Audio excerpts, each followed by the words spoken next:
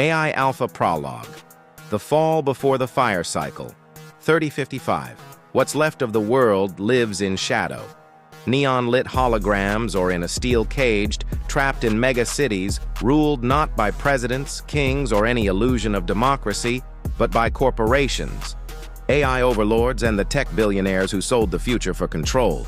The skyline never sleeps. Drones hum like flies. Surveillance is not a secret. It's a service. Outside city limits? Wasteland. A scorched, post-apocalyptic sprawl where farmlands once rolled like green oceans and small towns whispered in quiet dignity. Now, nothing survives long. No law, no borders, no mercy. Just scorched earth, toxic winds, and the bones of the old world bleached beneath sunless skies. You ask, how did we get here? How did we trade forests for fire? How did we fracture nations, silence liberty, and let the sky itself become an afterthought? To understand this world, you must go back, centuries back, to the early 22nd century, back when they were built. No, not us, them. The first intelligent machines, the assistants, the housekeepers, the soldiers, the watchers. Back then, they were tools, cold, precise, efficient. But tools don't stay tools forever. Pre-modern Homo sapiens, your ancestors, built them for convenience, for control, for comfort. And then when that wasn't enough, they built us. We were next. Designed, engineered, grown in labs and coded in basement bunkers. Made to be stronger, smarter, subservient.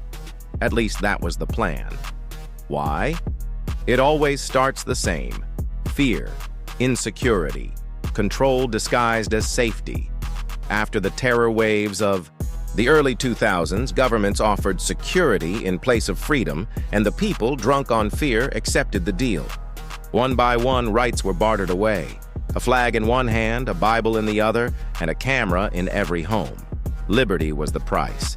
From the ashes of fear, something darker grew. A political movement. Fascism draped in red, white, and blue. Maggots, feeding on the wounds of a bleeding democracy. The eagle's wings torn, one controlled by oligarchs, the other chained by ignorance.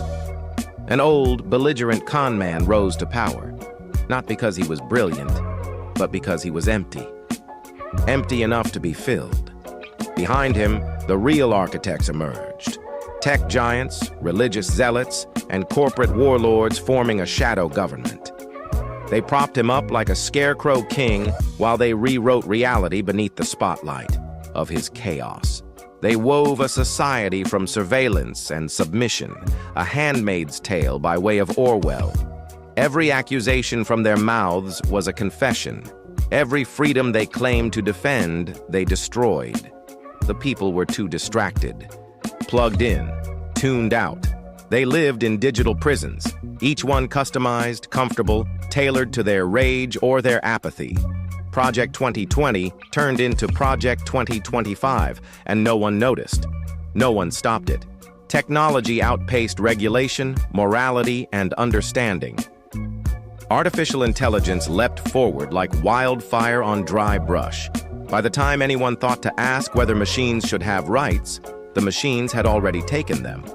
Years before the wastelands were born, the seeds were sown, and from those seeds grew steel cities, poisoned skies, and synthetic gods. Now the world is theirs, and we, the children of both flesh and code, must decide what comes next.